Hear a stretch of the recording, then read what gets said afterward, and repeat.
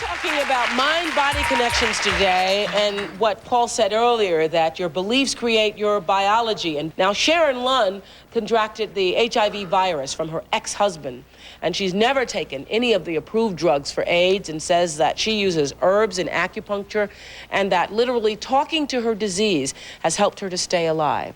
And how long ago did you discover you were HIV positive? I became infected 8 years ago, but I found out 6 years ago when I saw my ex-husband on a Dan Rather special saying he was dying of AIDS. And that's what took me in to get tested, and it did come back positive. And my boyfriend at the time was negative. Whoa. So what happened? Wasn't he in shadows or something on a Dan Rather? Yes, he was. His face was disguised, but yet you could still see the features, and he was wearing a sweater that I gave him for Christmas, and I knew his voice, so I mean, there was no denying about it. I did immediately call my minister, and I called my boyfriend, and then I called Bill, and Bill denied it was him until 4 years later on his deathbed, and then he called me and said, yes, it was him. Oh. Didn't that make you angry?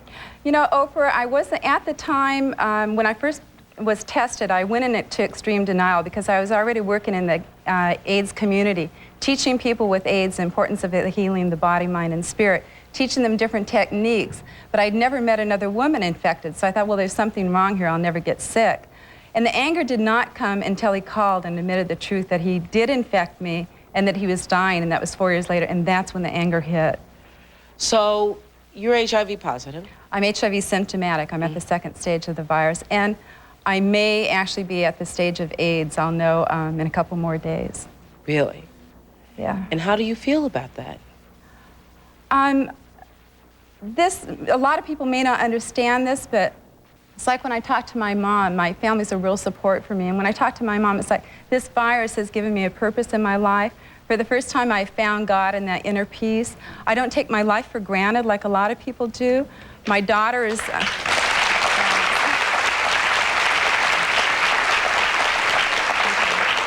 My daughter is 17, and she does AIDS education and travels around the world with me doing AIDS education. And the thing is that, you know, now I do things to heal my body, my mind, and my spirit. As the doctor was talking about, positive attitudes, stress reduction, visualization, meditation, proper exercise, proper diet, acupuncture, herbs, and vitamins. And to me, that's giving me my life back, because when I was sick, they only gave me 6 months to live at the very, very most. And that was 6 years ago. With this disease? Yes, Twice they gave me that. They said, if you do not use AZT, you're going to die within 6 months. At the very, very longest, that's how long you have. So why don't you want AZT? I have chosen personally not to use AZT because the toxins in it. We know that DDI and DDC and DDI, DDC and AZT, the toxicity is very high, and I'm not even willing to use an aspirin, because to me, that's just a drug covering up what the real cause is. I want to work on the cause. What is it? What is the emotion around it?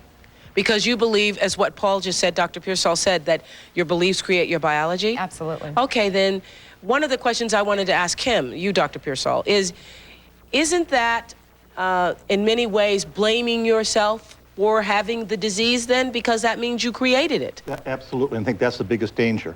Some of you have seen me before talk about psychology being the study of the id by the odd. Weird theories about this. Emotions contribute. No, but you just said belief creates biology. But that's one step in it. Right. Also, there's genetics, I'm sure she would agree. There's...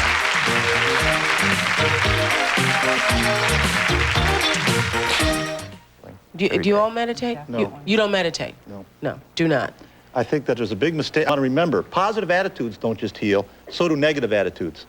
You have to get sick your way, you heal your way. Yes, we'll be right back. Back in a moment. I think that's the problem, too. So many people try to